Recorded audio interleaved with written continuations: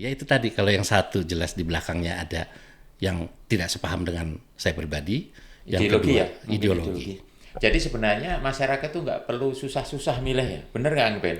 Iya, Tinggal lihat aja satu apa kalau nggak track recordnya. track record. Track recordnya sebenarnya udah jelas ya. Ya, Antara 01, 02, 03. ya.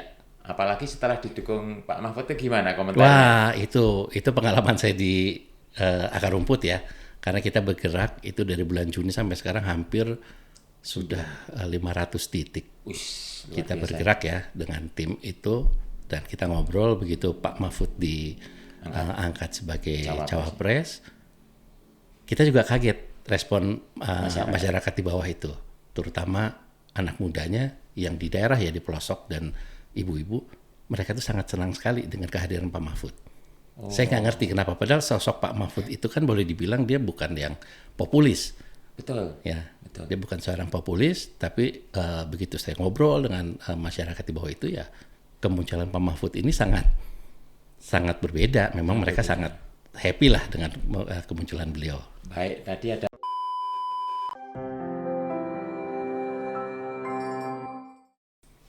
Halo para pemirsa podcast Rumah Bersama Pelayan Rakyat Bandung yang setia, semoga semua dalam keadaan sehat. Kembali kita berjumpa kembali.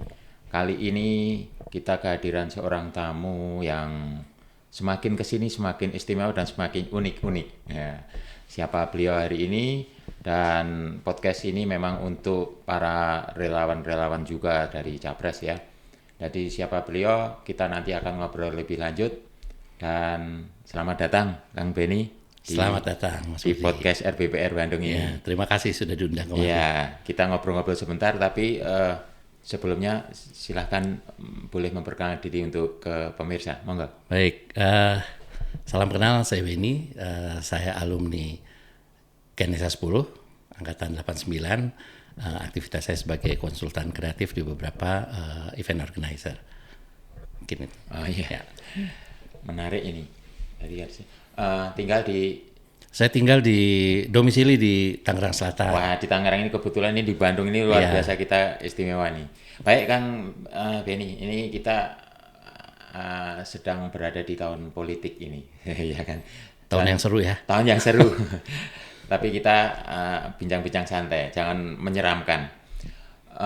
Di tahun ini ada Pilpres dan Pileg bersamaan. Iya. Nah, untuk Pilpres tentunya kita sudah tahu ada 3 calon. Ini Kang Beni ini sudah ada kecenderungan kemana atau pilihan ke 01, 02, 03? Gimana Kang? Ya, mungkin kalau terlihat di sini ya, Wow, saya menggunakan Ganjar, Ganjar. pesepeda balap pesepeda. Ya. Jadi sudah jelas arah politiknya ada di mana.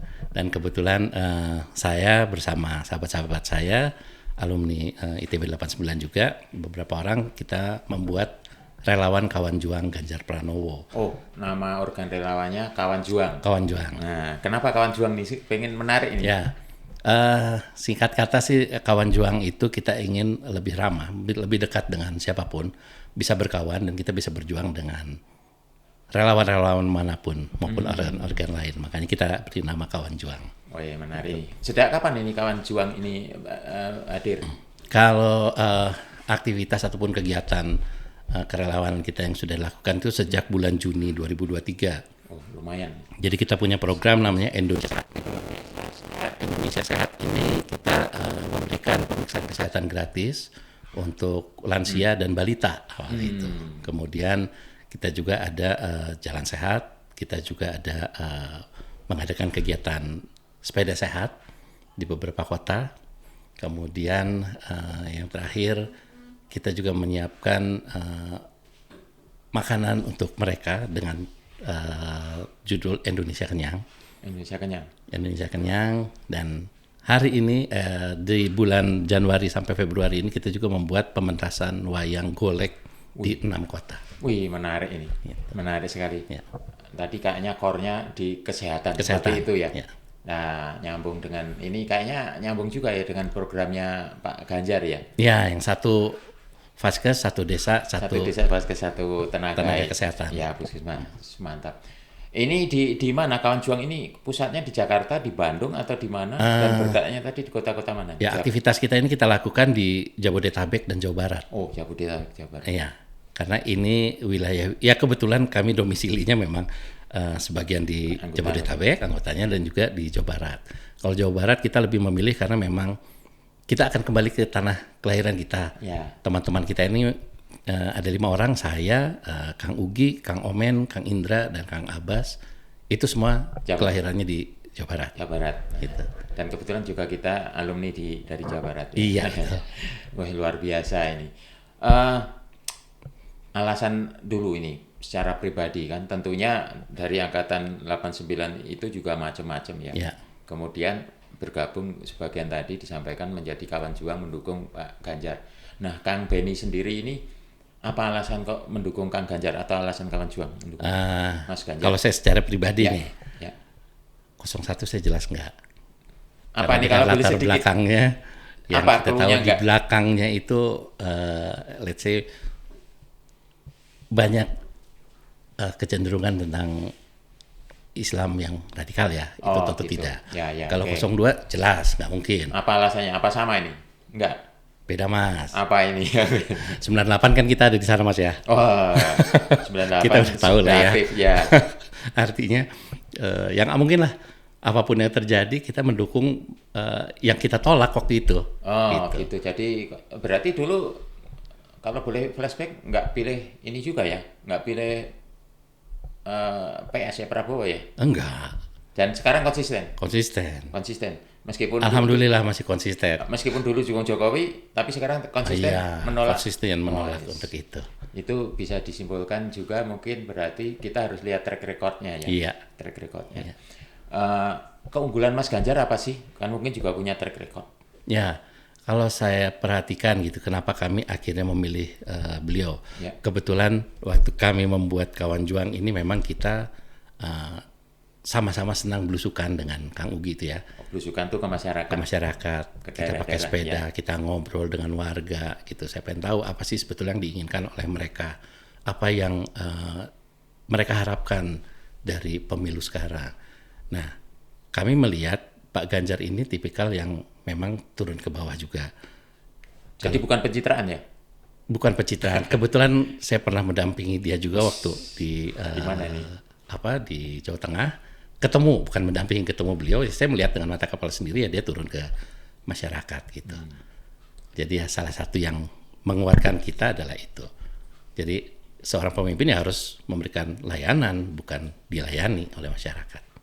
Untuk alasan lain selain ke masyarakat dekat Pak Ganjar, alasan lain apa ini? Alasan lain ya itu tadi, kalau yang satu jelas di belakangnya ada yang tidak sepaham dengan saya pribadi. Yang Ideologi kedua, ya? ideologi. Jadi sebenarnya masyarakat tuh nggak perlu susah-susah milih ya? Bener nggak Kang Ben? Iya, Tinggal lihat aja satu apa, kalau nggak track recordnya. track record. Track recordnya sebenarnya sudah jelas ya? Ya, Antara 01, 02, 03. ya. Apalagi setelah didukung Pak Mahfud itu gimana komentarnya? Wah, itu pengalaman saya di akar rumput ya. Karena kita bergerak itu dari bulan Juni sampai sekarang hampir sudah 500 titik. Luar Kita biasa. bergerak ya dengan tim itu, dan kita ngobrol begitu Pak Mahfud diangkat sebagai cawapres. Kita juga kaget respon masyarakat di bawah itu, terutama anak mudanya yang di daerah ya, di pelosok, dan ibu-ibu, mereka tuh sangat senang sekali dengan kehadiran Pak Mahfud. Saya nggak ngerti kenapa, padahal sosok Pak Mahfud itu kan boleh dibilang dia bukan yang populis. Betul. Ya, Betul. dia bukan seorang populis, tapi begitu saya ngobrol dengan masyarakat di bawah itu ya, kemunculan Pak Mahfud ini sangat berbeda. Memang mereka sangat happy lah dengan kemunculan beliau. Baik, tadi ada sampai 500 titik mungkin. Ya, Itu banyak. Nah, ini saya kepengen pasti ada pertemuan atau kejadian di masyarakat atau obrolan itu yang terkesan. Mungkin 1, 2 terkesan. Mungkin bisa diceritakan, ketemu ibu-ibu atau itu yang terkesan apa? Yang kalau kesan baik sih banyak ya, terutama apalagi karena kita membawa pelayanan masyarakat dengan kesehatan. Jadi di pelosok itu memang banyak sekali yang belum pernah terjangkau, dan bahkan mereka belum pernah mengalami uji cek lab. Cek lab Baik. seperti apa itu? Gula darah, Belum pernah kolesterol, belum pernah, Mas. Itu kan Berarti pelosok ini. berarti saya pikir, wah, sampai segitunya loh. Ini Jawa loh, dan ini Jawa Barat loh. Kok mereka belum pernah melakukan itu? Saya Dan tanya itu, kenapa? terus gimana? Saya tanya kenapa? Satu, menuju ke puskesmas itu jauh sekali. Kedua, biaya yang untuk cek lab itu tinggi. Ya. Jadi alhamdulillah dengan kita melakukan hal ini ya kita memberikan edukasi juga ke mereka. Bagaimana mereka mengenali tubuh mereka, apa yang ada di Edukasi kesehatan. edukasi kesehatan. Dan itu pas banget dengan salah satu program bahwa nanti kalau di satu desa sudah ada puskesmas, Iya. itu Iya. dan tenaga dokter itu, wah udah mereka nggak perlu jauh lagi dan rutin Iya, dicek. betul. semoga terwujud dan menang ya, Mas. Amin, amin. Untuk Indonesia. Ya. Nah, adakah kalau tadi secara umum memang semua baik positif gitu, ada nggak hal yang ada penolakan atau ada nyinyir atau apa pengalaman gitu? Kadang-kadang ada. Gimana? Alhamdulillah banyak, Mas. Ada lah ya. Boleh Nggak cerita terlalu sedikit banyak. nih. Terus gimana ngadepinnya Artinya gitu? kalau kita menghadapi sesuatu dan ada rintangan berarti jalan kita benar nih, Mas, perjuangannya. Oh iya iya. Ya, kalau kita hanya lurus-lurus saja ya kita nggak tahu sebetulnya kita berjuang atau. Nah itu hanya boleh cerita dikit itu gimana dan gimana cara? Jadi pada saat kita melaksanakan beberapa pelayanan kesehatan itu kan kita selalu survei dulu ke lokasi dan lain sebagainya. Di awal-awal kita sudah mendapat izin dari baik RT, RW sampai yang terendah itu RT gitu ya. Tiba-tiba H-1 kita mendapat penolakan. Karena apa itu? Karena katanya ini kampanye terselubung. Kemudian akhirnya kita coba turun, kita bicara bahwa yang kita lakukan dari relawan ini tidak menutup untuk siapapun, bukan untuk mereka pendukung 01, 02, 03, silakan. Itu yang saya tawarkan. Jadi kalau misalnya ibu dari 01, bapak dari 02, tapi bapak mau melakukan pemeriksaan kesehatan ya kami buka, kami sangat terbuka untuk itu.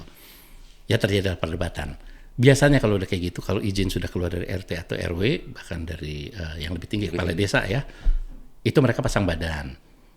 Pasang badannya dengan berkata bahwa warga kita ada taruhlah misalnya 100. Yang menolak berapa saya tanya? Yang menolak 10. Yang mengharapkan berapa? Yang menginginkan mendapat layanan ini berapa? 90. Oke, mana yang lebih diutamakan? Akhirnya kepala desa itu pasang badan. Ya udah, mereka cenderung untuk kembali ikut ke kita, cuman dipindah tempatnya sedikit, digeser dari wilayah itu. Jadi ternyata wilayah itu adalah wilayah yang warnanya berbeda. Jadi tapi tetap terlaksana ya? Tetap terlaksana. Nah itu memang pengalaman seperti itu. Jadi yang menarik ini kayaknya ini sesuai dengan yang didukung ini. Ya. Bahwa segala kegiatan kita lakukan sesuai dengan prosedur, dengan izin, dengan aturan. Ya. Seperti itu. Kalau ada hambatan apa-apa diselesaikan dengan diskusi musyawarah. Betul. Nah, kalau dengan aturan pun masih ini tabrak kata Pak Ganjar. Tabrak. Baik, kalau dengan Pak Mahfud sudah ketemu juga? Alhamdulillah sudah. Dalam event apa ya? Beliau waktu itu diundang oleh salah satu relawan ke Bandung Barat. Kemudian dari situ saya berhasil mengontak tim Pak Mahfud untuk bertemu di tempat Pak Solihin GP. Oh, Bang Ihin. Di tempat Bang Ihin, jadi kami ya bertemu di situlah dengan Pak Mahfud.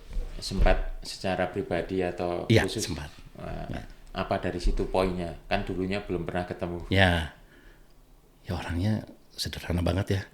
Dan tegas, ngomong nggak banyak, tapi to the point. Wah, to the point. Itu kayaknya mirip kalau sederhana tadi dengan Pak Ganjar juga sederhana. Dan itu ketegasan itu memang luar biasa. Beliau kan pendekar ya, pendekar hukum. Yes. Ini rencana ke depan nih apa nih? Sampai akhir kampanye kan tanggal 10 ya? Tanggal 10. Kawan juang apa ini? Kita setiap minggu tetap melakukan pemeriksaan kesehatan di Jabodetabek dan di Jawa Barat. Kemudian juga program pementasan wayang golek kita masih terus berlangsung. Sabtu besok kita di Cianjur, Sabtu minggu depan di Bogor, kemudian penutupan tanggal 9 kita di Majalengka. Itu siapa dalangnya? Dalangnya Kanha, itu dalang muda umur 21 tahun. Jadi dia dari Giri Harja Dua Putu, cucu dari Abah Asep Sunaria. Dan itu dia ikut keliling itu ya? Ikut keliling. Kelilingnya itu? Iya. Kita bawa di 6 kota.